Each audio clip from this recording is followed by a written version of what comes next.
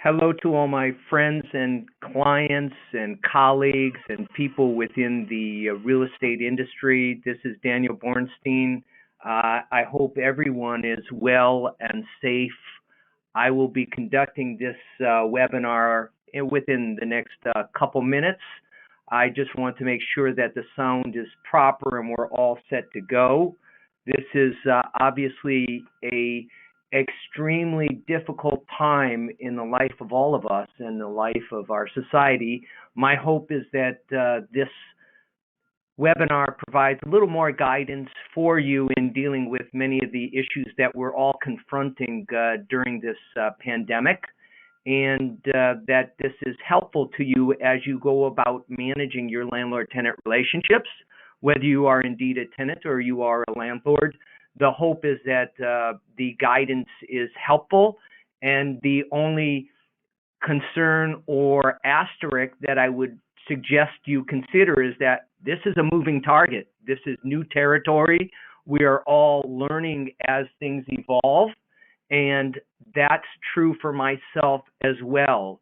The abundance of new information, government edicts, emergency orders, new information provided by the courts is making all of this a moving target. But I think that in the end, if you stay focused and follow this seminar, you're going to be in a much better position to be smart about the issues that are going to be presented.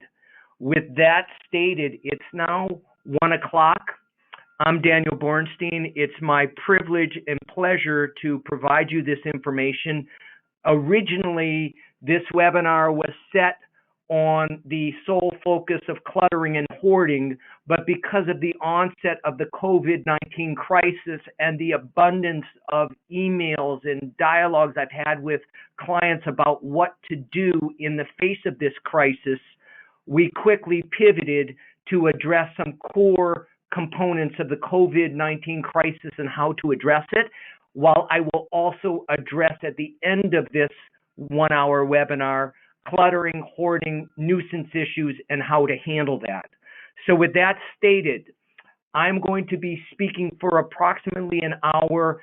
I would welcome questions by email after the event, and I'll do my best to get those questions answered as expeditiously as possible.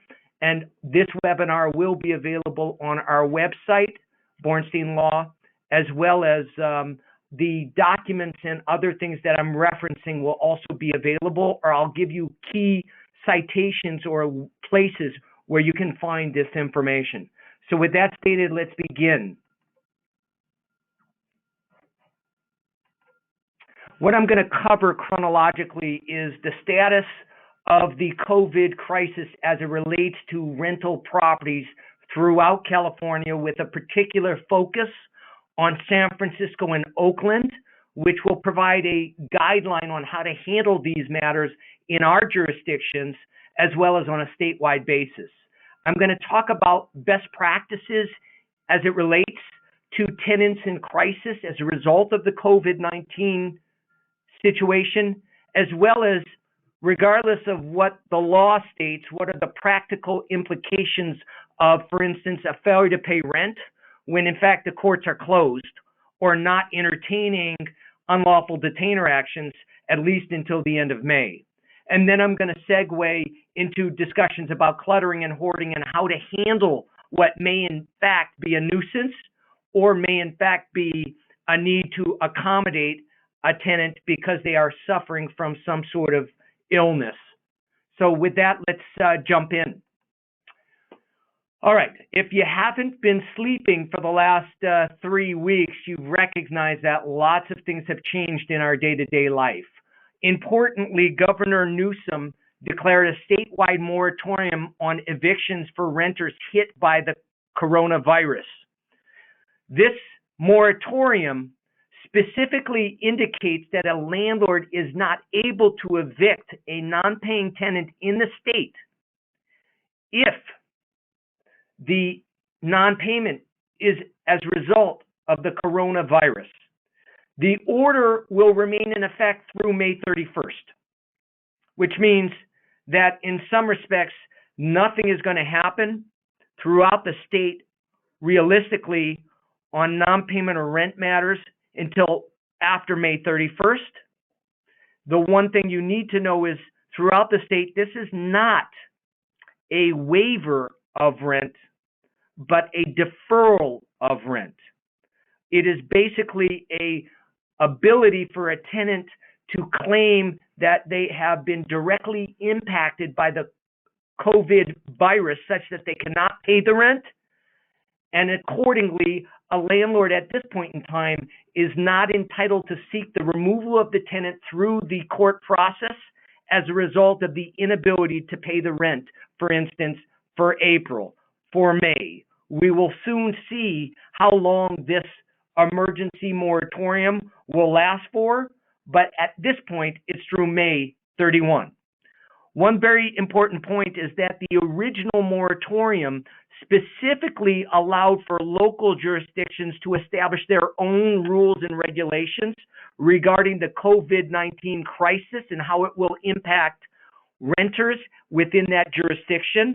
And of course, San Francisco, Oakland, Berkeley, Los Angeles, and other jurisdictions throughout the state have tinkered and tweaked with the actual rules to establish specific guidelines within each jurisdiction. And what I'm going to do now is segue into San Francisco, because so many of my clients who are on this webinar, and we're now at about 250 people, are from San Francisco, and I believe this discussion will be particularly helpful for San Francisco owners looking at what to do, what not to do, and how best to handle a situation with a tenant who is claiming the inability to pay rent at this time. So there is a temporary eviction moratorium in San Francisco, and it is not only for non-payment of rent situations, but includes other no-fault terminations such as owner move-in terminations, relative move-in terminations, capital improvement terminations. There's a moratorium right now in San Francisco. What I'm going to focus on is the big meat of the issue, which is the non-payment of rent, because of course the COVID crisis has resulted in many people being negatively impacted by job loss, by loss of work, by having to stay home and take care of kids, and by the shelter-in-place order that we're all now operating under. The general rule in San Francisco is that rental payments that became due after March 13th, which is the April rent, of course, you cannot evict if the tenant is unable to pay because of financial impacts related to COVID-19. The tenant is supposed to notify you within 30 days of when the rent was due that the tenant is unable to pay the rent. So right now it's April 3rd. The tenant has arguably until April 30th to notify you that they're not able to pay the April rent. Hopefully, tenants are proactive and letting you know of the inability. Once they provide you the notification that they're unable to pay the rent, they're supposed to, within 7 days of the notification, provide you some documentation as to why they're unable to pay the rent. An easy example would be a notification from an employer that they have been let go, or they're on furlough, or their job has been reduced in hours. That would be ideal, but we don't have all documentation requirements that you would expect. And if we go to the San Francisco Tenants Union website, you'll see that they are claiming that you don't need to provide documentation. A letter is sufficient. And what I would say is, if a tenant does indicate and notify you that they cannot pay the rent, you should, in an email or a letter or some form of written communication, ask for documentation that will substantiate and verify why, in fact, they cannot pay the rent. We want to engage in due diligence, just out of respect for the process and also because you need to document in order to address the failure to pay rent, not necessarily immediately, but when the rent will become due in the future. And we will discuss that on the next slide and the ensuing slides. So this is a document that has been drafted by numerous organizations, seemingly. And if you look at the top-hand corner, you'll see that the Tenants Union, Housing Rights Committee, Just Cause, Chinatown Community Development Center all take some sort of credit for drafting the doc. And this is basically the letter informing you that they can't pay the rent because of the COVID-19 crisis. Then if you see in the bottom third part, they either have attached the additional documentation or indicated that they're going to do so within the 7 days, or the third option is I'm unable to obtain additional documentation and this letter should be sufficient. My suggestion is, of course, meet this letter or a letter of this type with a subsequent response saying, I've received your letter, please within 7 days provide me documentation, or thank you for the documentation. If a tenant doesn't have additional documentation, then they should provide you a written explanation as to why, in fact, they're unable to pay the rent, and then it will be up to you to determine the credibility of the statements. Anecdotally, I have a situation with a client who has got a beautiful single-family home. The rent is $10,000 a month, and the tenant recently said, I can't pay the rent. We believe the tenant to be wealthy. The tenant, though, has an impact on their employment. The question is, does the tenant have savings, and whether the savings can be used to pay the rent? But that's a dispute that my suggestion should be addressed with an attorney, not unilaterally addressed on your own behalf. Most importantly, I want you to understand the tenant community is well prepared to address this crisis and has already provided the documentation and the advice necessary for a tenant to properly do this. And all of you, if you're a tenant, a landlord, you should be going to the different websites that are available to learn about the crisis. The San Francisco Tenants Union has a wonderful website. The San Francisco Apartment Association has a wonderful website. The San Francisco Rent Board has a great website where much of this documentation is also available. Most importantly, you're educating yourself and you understand the protocol that's needed to be followed. If a tenant provides this documentation, then their rent is delayed for 30 days.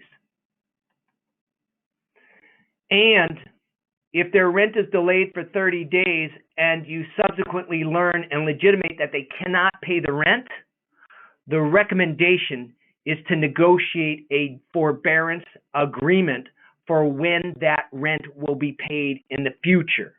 If they establish they can't pay the rent, they will have, once you've legitimated it, up to 6 months after the emergency order is vacated to pay the rent back. 6 months. So if a tenant legitimately provides you documentation that establishes they lost their job in April in San Francisco and they've followed the protocol, then arguably and procedurally, the soonest that they would be obligated to make that payment back to you would be 6 months after the emergency order is lifted. So we are all, in some respects, providing a interest-free loan on the debt for 6 months from the time the emergency order is lifted, and we don't know when that order will ultimately be lifted and or whether it will be extended.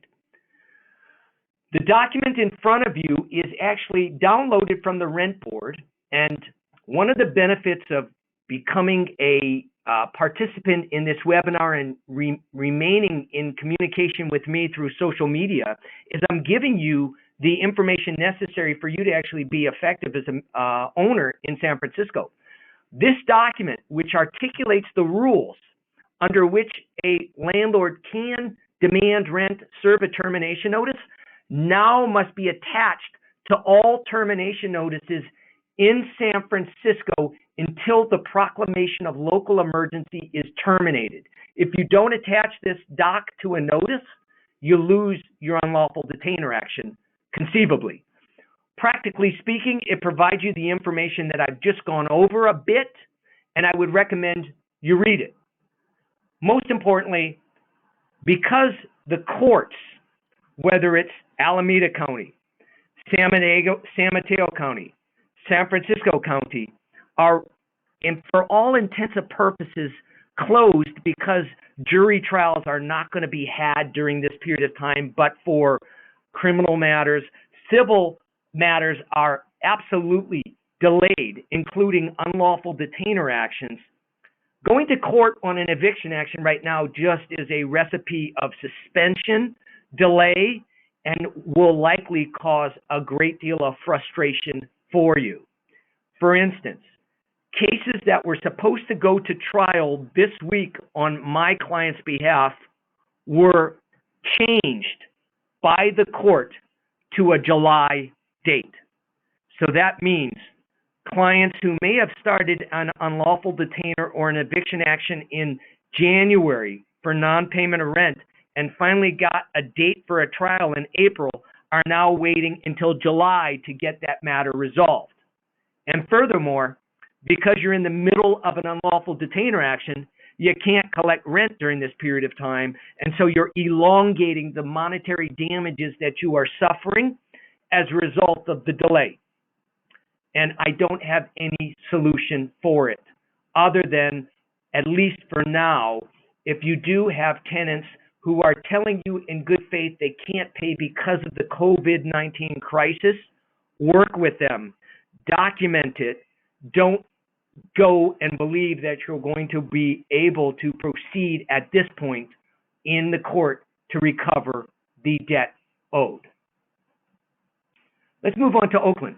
So Oakland has also created its own rules regarding the COVID-19 crisis, and they've done something that's even more particularly shocking. San Francisco has not established a rent waiver of the debt, but has simply said the rent debt can be deferred, and it can be deferred for quite a long period of time. Let's say 8 months have elapsed. You've agreed to a rent deferment, and the tenant hasn't paid you the rent that was deferred. You can, once the emergency order is rescinded 8 months from now, serve a 3-day notice to pay rent or quit to collect that unpaid rent that accrued during this crisis in San Francisco. In Oakland, it's a different story. In Oakland has created an affirmative defense that a landlord has attempted to proceed with an eviction during a state of emergency. So we're not going to be proceeding with evictions during a state of emergency in San Francisco or in Oakland unless we're dealing with violence, safety, and health and well-being of the landlord or other occupants in the building. And that's really egregious nuisance behavior, violence, threats of violence, fire, nuisance, criminal activity, drug use. That type of situation is still able to be litigated during the court process.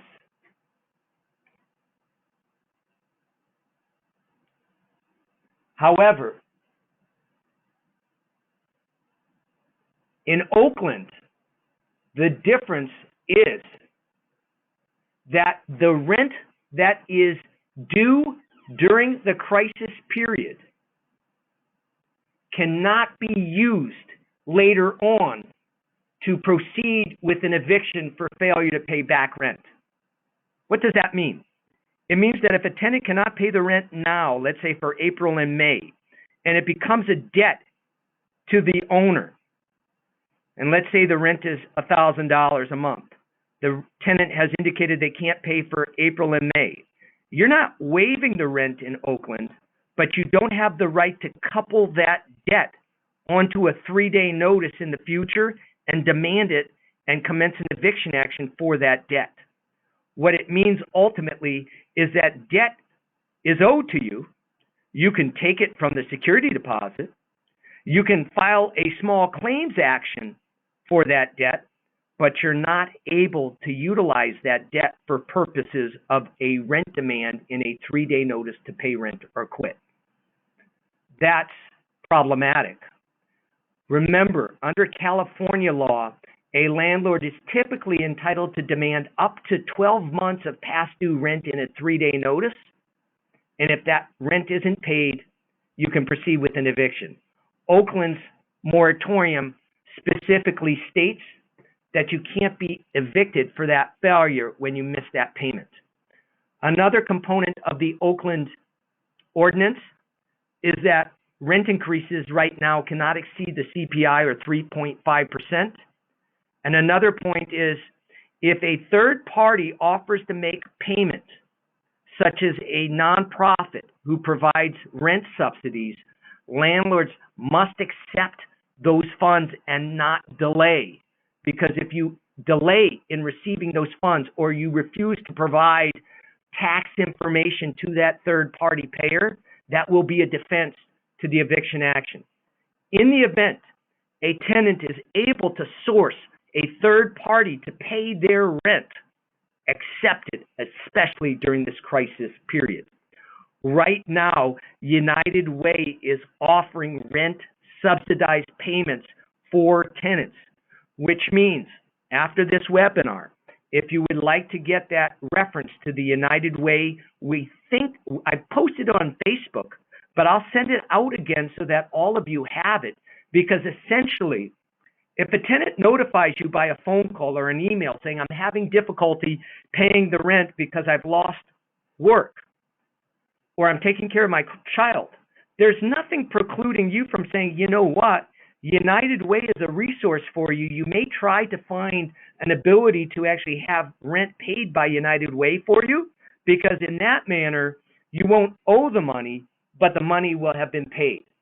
And that would be obviously to everybody's advantage.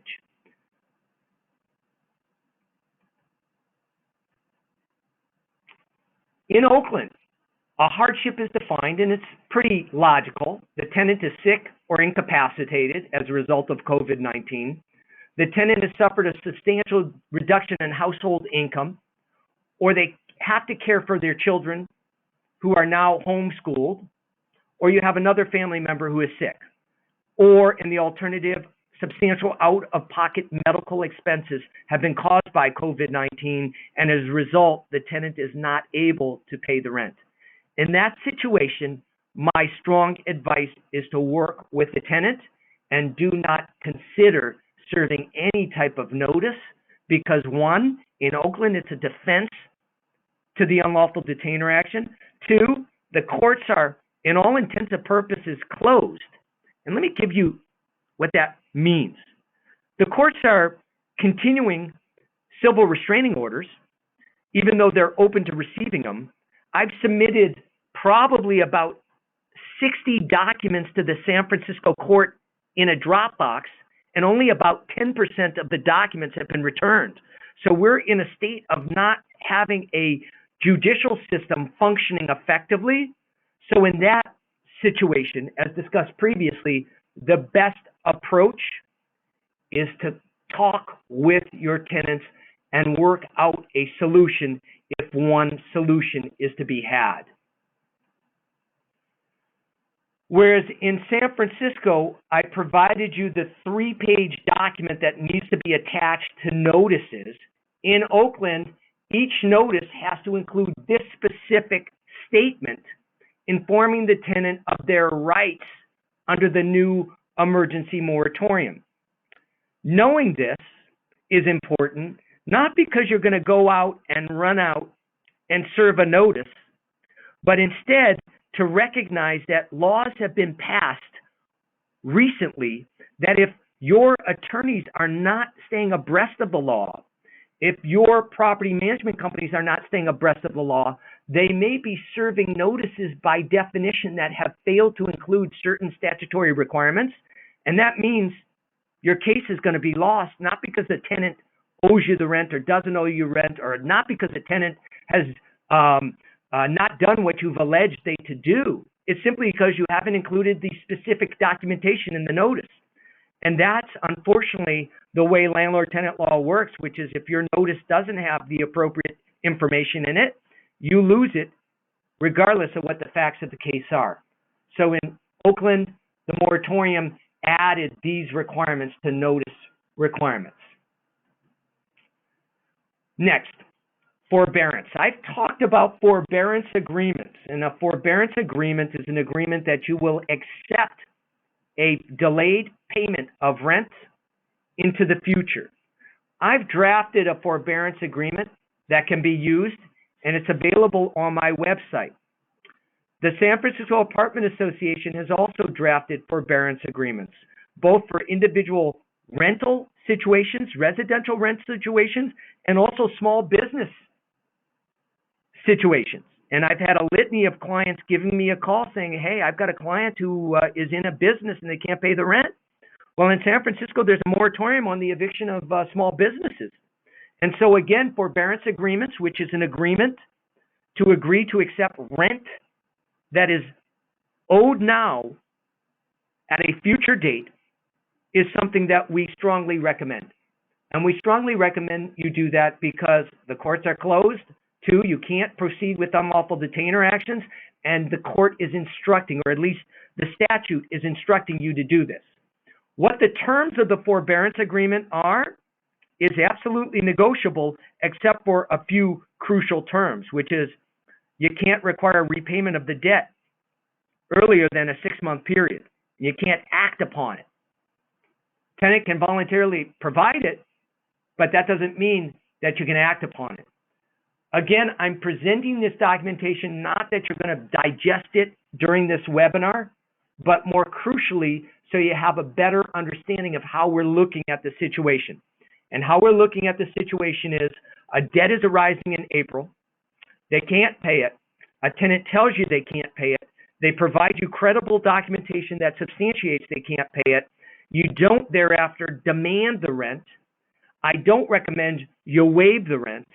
I recommend you have a forthright, transparent dialogue with the tenant, assuming they're communicating with you, and you reach an agreement about when rent will be paid. You can negotiate the rent in many different capacities, but essentially in San Francisco, we're going to be looking at a 6-month repayment period. The San Francisco Apartment Association has come out with recommendations. And the recommendations, I think, are proper, prudent, and consistent with what I would recommend as well, which is evictions at this point in time are seemingly not prudent except for extraordinary circumstances. And the extraordinary circumstances that I had previously touched upon would be crime, violence, fire, something that is so egregious that creates a risk component for the safety of the building. And so what I would do is at this point in time, really focus on trying to work with people as opposed to enlarging disputes. No late fees for tenants who cannot pay the rent when due. Also, as we discussed, I want to offer a flexible payment plan for residents who cannot pay the rent by the due date. I want to make sure tenants know about, for instance, United Way. I want to communicate proactively with how we can assist them. And we're going to try to keep people housed because the other option is not really viable at this point. These are the San Francisco Apartment Association recommendations. I will also give you some general recommendations in the event that you are not in San Francisco, but these are germane for you as well. Document and preserve all communications you have sent to the tenant requesting rent. And again, I don't want you to be silent on the rent, but instead, I'd like you to make sure that you, in fact, if a tenant hasn't paid the rent, send them a notification, even if it's an email. Dear John, I understand we are dealing with the COVID-19 crisis. However, I have yet to receive your April rent. Please be advised the rent is unpaid. Hopefully, John will come back with the communication. Preserve all communications the tenant has provided to you regarding their inability. Don't take any action until at least May 31st. After May 31st, you want to look at the local government's ordinance, whether it's San Francisco, Oakland, Berkeley, Los Angeles, to ensure that you are compliant with the ordinance's rules and regulations. I would send a request for a rent payment or get that forbearance agreement drafted, and I'd make sure that your agreements are compliant with the local government ordinance, for instance, San Francisco.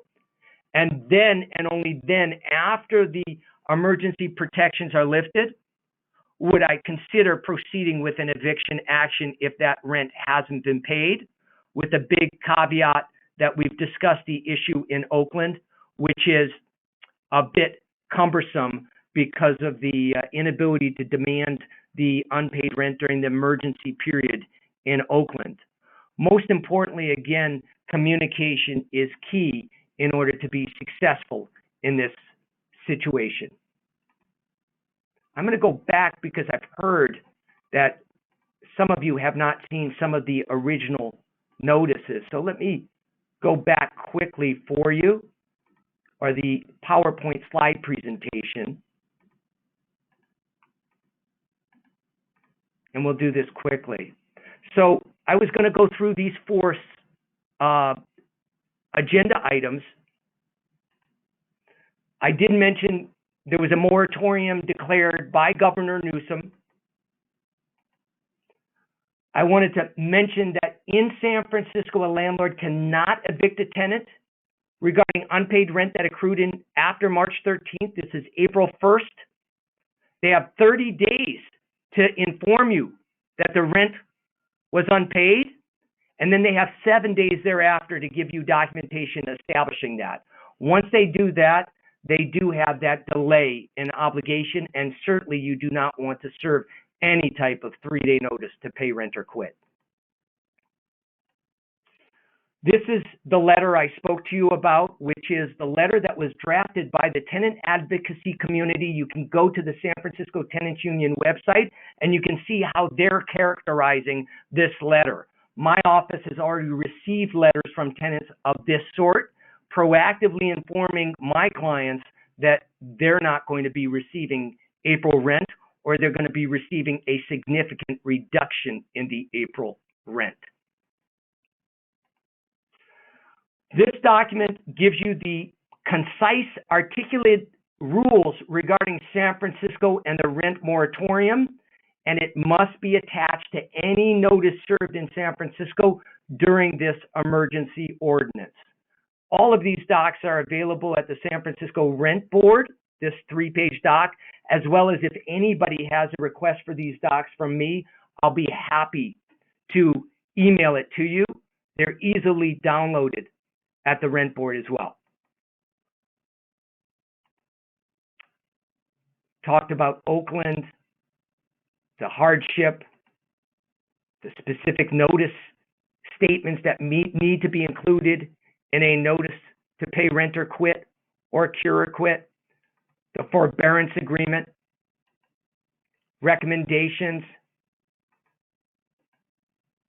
general recommendations, and again, because the court right now is moving lawsuits that were to occur this month to July, you can just imagine how stuffed up the court will be when the emergency crisis is over. And so I can only tell you that while there's quiet right now, it's going to be an absolute nightmare come the fall, hopefully, with the court having many more cases than it can handle. So to the extent you can reach an agreement with a tenant and avoid litigation, it would be my strong recommendation, because I just think the court is going to be overburdened with these matters come the fall because they have kicked so many cases into the future.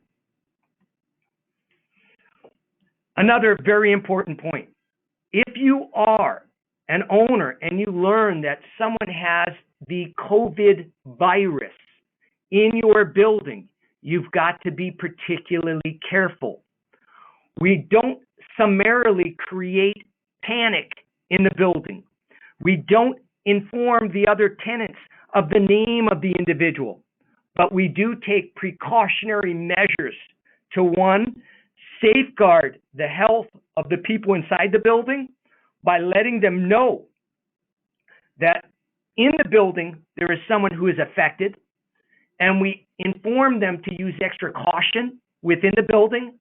We want to clean areas within the common area, and we don't come there without having identified a proper protocol to ensure that people are not exposed to the virus inside the building, which is maybe a hazmat suit with someone who has the experience in handling cleanup in an environmentally troubling situation, because I would recommend you not be the person to go to the building if you don't have the expertise in trying to clean a situation where there is potential risk of contact with the virus. And then you want to keep in communication with your tenants, letting them know that you are on top of it. As a property manager, you want to communicate to the owners about the rules, be on proactive communication about the likelihood that maybe 10% of your portfolio will assert a right to withhold payment, and let owners know that we're all in the same boat together. There's going to have to be compromise in order to move past this crisis, and we don't want to add to the aggravation, add to the risk by not being sober about how we communicate.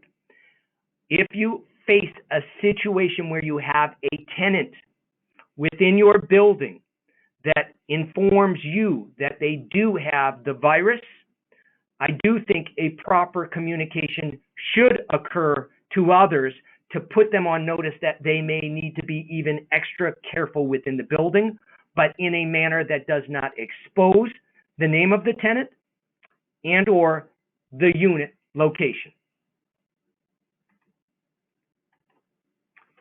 Now, we have gone through the COVID discussion, and of course, there will be more and more questions arising regarding it. My office is available, open remotely, but we will not see clients, but we will happily talk with you and accept emails from you on any particular situation that may arise. And I had a lovely client reach out to me yesterday and say, well, what happens if a tenant decides not to pay the rent because of the COVID crisis, doesn't pay rent for April and May, and then gives 30 days notice in June, leaving me with a debt of $4,000 or so, and I can't collect it? What should I do? Well, if they're out of the unit and they vacated the unit, the debt still is there. You're certainly entitled to take it from the security deposit, or in the alternative, after they're gone, you're certainly entitled to go through small claims court to recover those funds. But chasing money is never fun, and tenant debt is not attractive debt to chase. And that's why the COVID crisis, in some respects, has created a situation where many owners are going to likely lose a portion of the rent that they had reasonably expected to receive. And the only thing I gave a talk yesterday about was, while the public policy of the COVID crisis has placed owners of real estate with the responsibility of, in some respects, giving a free interest loan on rent, imagine if you went into Safeway, the supermarket, or Whole Foods, and you said, I'd like some milk, I'd like some eggs, I'd like some butter, I'd like some bread, and I'm going to write you an IOU because the COVID crisis is impacting my ability to feed myself, and I'll gladly pay that back in 6 months. And then you walked out of the store. For me, this situation is analogous, and in some respects, the idea of housing is absolutely crucial during a pandemic. The idea of food is also crucial. The one thing is public policy in this capacity is, in some respects, embrace the idea that landlords are going to hold their financial situation in abeyance while other related industries are not. That's just a little bit of a political polemic, but that's something to sort of chew upon.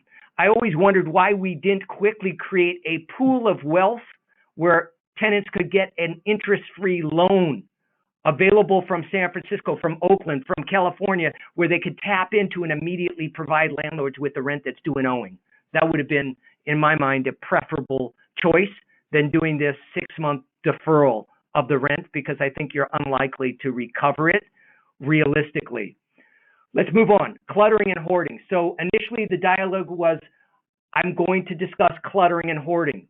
Cluttering and hoarding is potentially a disability. The diagnosis for cluttering and hoarding is often obsessive compulsive disorder. Your situation, when you come upon a unit that is in terrible disarray, you're going to have to make a decision as to whether the unit is in disarray because of unsanitary behavior, because the person simply is not willing to keep the place clean, and or whether the person may have a disability. And I'm happy to help you through this process. But generally speaking, it goes like this. If you come across a unit where you can't get into because the tenant will never let you in on a 24 hours notice, and from the outside of the door, it smells terrible. One, you may have the unfortunate situation of someone who may have passed away, or you have an extreme cluttering, hoarding, unsanitary condition existing in the unit. You don't simply delay. You've got to address the issue. Addressing the issue requires you to either post a notice, go in if they're permitting you, and if you can, take photos of the condition of the unit, or have a witness look inside the unit and see what it looks like so that you have a third party assess the situation. And then you have to make a decision as to how you're going to proceed. And one of the problems is, even if I proceed in a articulation that the tenant is creating a nuisance in the unit, oftentimes a tenant advocate will request an accommodation to the disability. The tenant has a disability. They're obsessive compulsive. They have a problem with depression. They need more time to clean the unit up.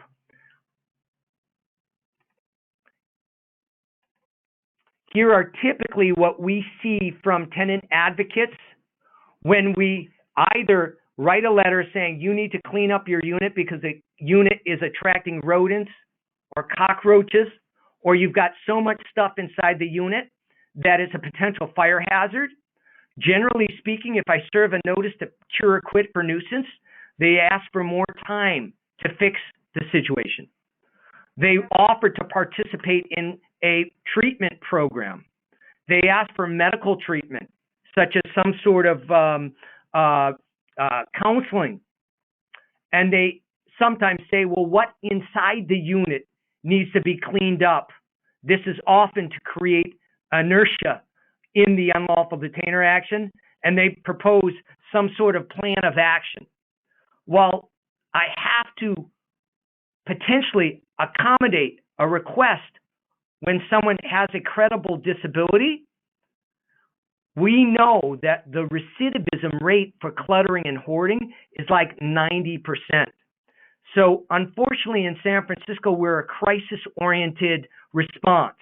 What happens is a tenant has a unit that is in terrible condition. There's books, newspapers, garbage piled up. You get frustrated because other tenants are complaining about it. You have an infestation, And you finally come to Daniel Bornstein and you say, Daniel, we need to do something. I say, okay, I'm going to serve a notice to cure or quit for nuisance. This is a substantial and unreasonable interference with the use and enjoyment of property. I serve the notice. Within 5 days, I get a call from a tenant attorney saying, look, they have an accommodation request. They have a disability. Do not file the lawsuit. And then I have to give them more time to clean up the condition. And I usually give more time because going forward without giving an accommodation can expose an owner to the risk of being sued for violation of federal law or state law, where you're discriminating against someone who has a disability. So I give more time. And often I give 3 weeks more time to get the thing cleaned up. And the tenant doesn't clean up the space. And the tenant attorney is in struggle with the tenant because the tenant refuses to throw out the stuff the tenant believes is very important to their life. And that's the sort of inertia that we face in cluttering and hoarding situations. I tend to recommend, however, to be aggressive. And what I mean by be aggressive is as follows. If you have reached out to the tenant and you continue to get inertia, lack of activity, tenant doesn't let you in, I can serve a notice to cure or quit for nuisance when the property is being damaged. And I've had terrible situations where spillage of soiled food has damaged the hardwood floors of a unit. The sink and bathroom and toilet is terribly unsanitary. The bathroom tub, the bathtub is full of dishes. You've got to act because it poses a risk to other building tenants, and it's simply not fair. And if you're on notice that you've got a fire hazard in a unit, you've got to address it. And oftentimes it can be coupled with someone who is, one, elderly, someone who is isolated, but doing nothing exposes you to tremendous risk. Generally speaking, I write a letter saying your place is not in habitable condition. You're creating a risk of vermin infestation. You have 10 days to fix it. I have my client post a 24-hour notice on the 11th day, inspect the premises. If it's still in bad condition, it hasn't been cleaned, the smell is still there, then it would be my recommendation to serve a notice. I could serve a 3-day notice, but that's awfully aggressive. I often will serve what is a 14-day notice or a 10-day notice, giving them notification that they have engaged in a nuisance. I have to draft the appropriate language, which is in San Francisco. Your nuisance behavior is severe, continuing, and recurring in nature. Then I have to list what the nuisance is. And in this situation, and what I've done is to preserve the confidentiality of the tenants in this situation, I've changed their name and changed the address, but this is a legitimate notice that went out on behalf of a client in San Francisco. You have allowed an accumulation of garbage, debris, and personal items to impede access throughout your rental unit. Your garbage, debris, and personal items pose a health, safety, and fire risk to you and other building occupants. You must remove said garbage and personal possessions, clean the unit, place it in a safe, clean, and sanitary condition. You must ensure that people may access all areas of the unit for egress and ingress and not impeded in the event of an emergency. It's a public safety issue. If after 14 days the tenant has not cleaned up the unit and I have not heard from a representative that they're asserting a disability claim, on the 15th day or thereafter, after I've inspected the unit, I will file an unlawful detainer action because we have a safety issue. And I will tell you that right now, even with the COVID crisis and the moratorium on most evictions, a nuisance eviction that poses a health safety risk can still be filed and acted upon. I can't tell you whether it will proceed rapidly or not, but I will tell you that the court and San Francisco still permits these type of unlawful detainer actions, and that is the case throughout the state of California. And I would hate to have someone create a fire risk because they haven't cleaned up their unit and all of a sudden they fall asleep with a burner on, and because their kitchen is strewn with personal possessions, newspapers, a fire occurs, and that there's the death of other people in the building. And that's why I don't want you to sit and not address the issue, but instead you tend to want to be aggressive. If you can work with the tenant, great. If you can't work with the tenant, you've got to do something. And this type of notice is the type of notice that we, in my office, repeatedly issue. And oftentimes, we have to get to the eviction process before a tenant gets an attorney, and finally, the city gets involved and they hire a firm to come and clean the unit. We are not necessarily going to remove the tenant from the premises through this eviction action, but I usually can guarantee that you're going to get either a vacant unit or a unit that's free from nuisance. That doesn't mean that cluttering and hoarding won't occur in the future, but it means that at least you have addressed the risk contained in a situation where someone is involved in cluttering and hoarding. And if an attorney says that they're looking for a reasonable accommodation in the middle of the eviction action, one solution is to settle the case with a behavioral stipulation where a tenant agrees to keep the place clean, to have third parties come and inspect, and if they fail to keep the place clean, you are entitled to seek entry of judgment and proceed with an eviction because they breached the agreement. So that's how these things typically play out. But it can be expensive, it can be frustrating, but you're without many other options. Doing nothing is not a prudent decision because it exposes other people to the risk.